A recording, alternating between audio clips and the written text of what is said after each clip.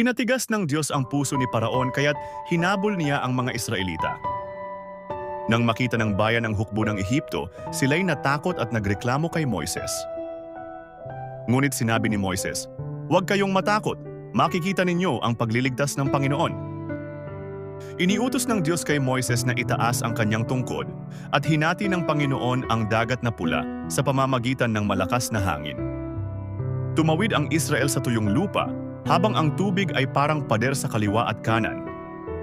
Sinubukang habulin ng mga Ehipsyo, ngunit pinagulo ng Diyos ang kanilang mga karo. Nang bumalik ang tubig, nalunod ang buong hukbo ni Paraon. Nakita ng Israel ang makapangyarihang gawa ng Panginoon at sila'y natakot at naniwala sa kanya at kay Moises na kanyang lingkod. Umawit si Moises at ang Israel ng papuri sa Panginoon. "Siya'y aking kalakasan at kaligtasan." Itinapon niya sa dagat ang mga kabayo at mga mangangabayo. Si Miriam na propetisa kasama ang mga babae ay sumayaw at nag-awitan ng papuri sa Diyos. Pagkatapos, naglakbay ang Israel sa ilang ng Shur. 3 araw silang naglakad ng walang tubig. Nakakita sila ng tubig sa Mara ngunit ito'y mapait. Kaya't idinulog ni Moises sa Diyos at ipinakita ng Panginoon ang isang kahoy na nang ihulog sa tubig ay naging matamis.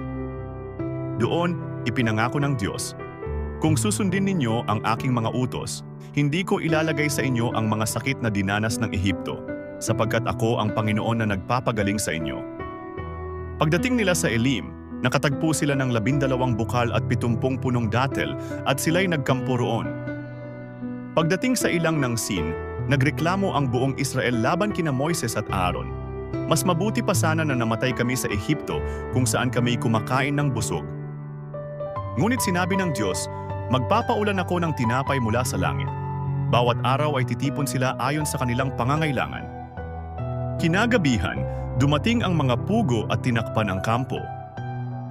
Kinaumagahan, lumitaw ang manipis at maliliit na bagay na parang butil sa lupa. Sinabi ng bayan, "Mana ito." Ibig sabihin, "Ano ito?" At sinabi ni Moises, "Ito ang tinapay na ibinibigay sa inyo ng Panginoon upang kainin."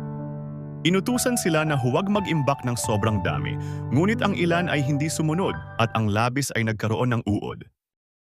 Tuwing ika-6 na araw, nakatitipon sila ng doble upang sa ika-7 araw ay makapagpahinga sila. Ang mga Israelita ay kumain ng mana sa loob ng 40 taon hanggang makarating sila sa hangganan ng Canaan.